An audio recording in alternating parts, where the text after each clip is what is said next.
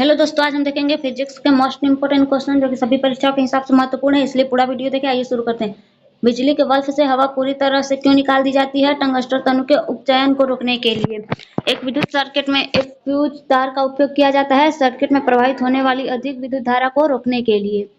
Fuse का सिद्धांत है विद्युत ऊष्मीय प्रभाव पर। फ्यूज तार किससे बना होता है? टीन और सीसा की मिश्र धातु से। किससे बना होता है? टीन और सीसा के मिश्र धातु से।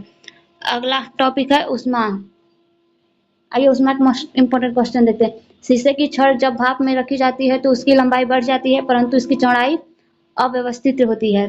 लोलक घड़ी गर्मी में शुष्क क्यों हो जाती है? लोलक घड़ी की लंबाई बढ़ जाती है, जिससे इकाई दोलन में लगा समय बढ़ जाता है। अगला क्वेश्चन है, एक धातु की ठोस गेंद के अंदर कोटर है। जब इस धातु के गेंद को गर्म किया जाए तो कोटर का आयतन बढ़ेगा।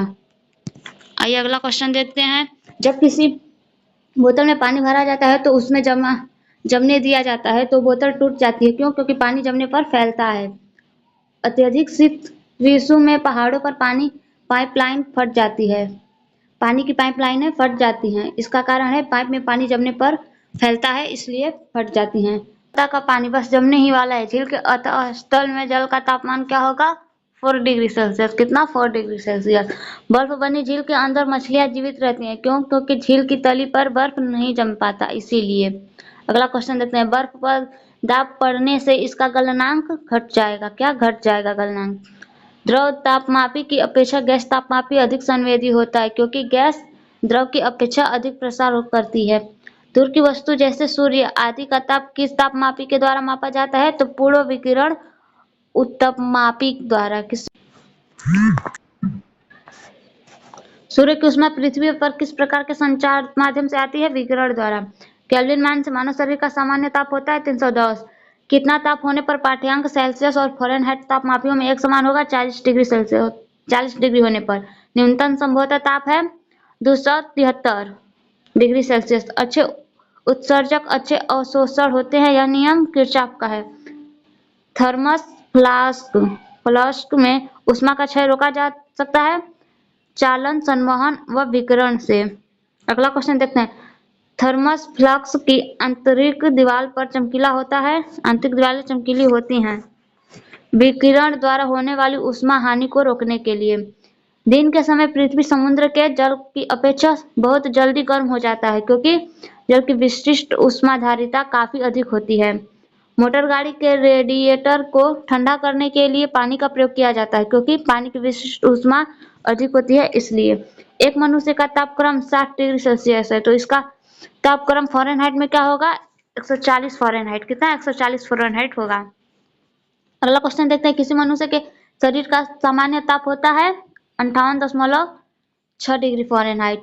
तप्त जल के थैलों में जल का प्रयोग किया जाता है, क्योंकि इसकी विशिष्ट ऊष्मा अधिक होती है। धातु की चायदानियों में लकड़ी है। लकड़ी के हैंडल क्यों लगे होते हैं? लकड़ी ऊष्मा की कुचालक है, इसलिए। जब गर्म पानी को मोटे कांच के गिलास के ऊपर छिड़का जाता है तो वह टूट जाता है। इसका क्या कारण है? अचानक ही गिलास में विस्तारित हो जाता है, इसलिए। पानी का घनत्व किस ताप पर अधिकतम होता है? 4 डिग्री सेल्सियस पर अधिकतम होता है। अगला क्वेश्चन देखते हैं। यदि वीडियो पसंद आए तो लाइक करें, चैनल को सब्सक्राइब करें। ऐसे ही मोस्ट इंपोर्टेंट क्वेश्चन के लिए, सभी क्वेश्चन मोस्ट इंपोर्टेंट है, एग्जाम में पूछे हुए क्वेश्चन है, इसलिए पूरा वीडियो देखें। सूर्य विकिरण का कौन सा भाग शोषण को गर्म कर देता है? अवरक्त किरण। शीतकाल में ऊनी कपड़े हमें गर्म रखते हैं, क्योंकि यह शरीर की ऊष्मा को बाहर जाने से रोकते हैं। पानी कब उबलता है? जल का स्थीय वाष्प दाब वातावरणीय दाब के बराबर होता है। द्रवों तथा गैसों में ऊष्मा का स्थानांतर किस विधि द्वारा होता है? संवहन द्वारा। पानी से भरे गिलास में बर्फ का एक टुकड़ा तैर रहा है।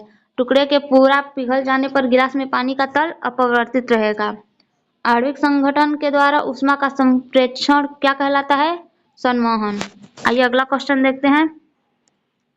दाब बढ़ने से किसी द्रव का क्वथनांक बढ़ेगा। भाप से हाथ अधिक जलता है अपेक्षाकृत उबलने वाले जल से, क्योंकि भाप में गुप्त ऊष्मा होती है। बर्फ के टुकड़ों को आपस में चिपकाने पर टुकड़े आपस में चिपक जाते हैं, क्योंकि दाब अधिक होने से बर्फ का गलनांक घट जाता है, इसलिए। काले वस्त्र के मुकाबले श्वेत वस्त्र शीतल क्यों होते हैं? क्योंकि उनके पास जो भी प्रकाश पहुंचता है उसे वे परावर्तित कर देते हैं, इसलिए।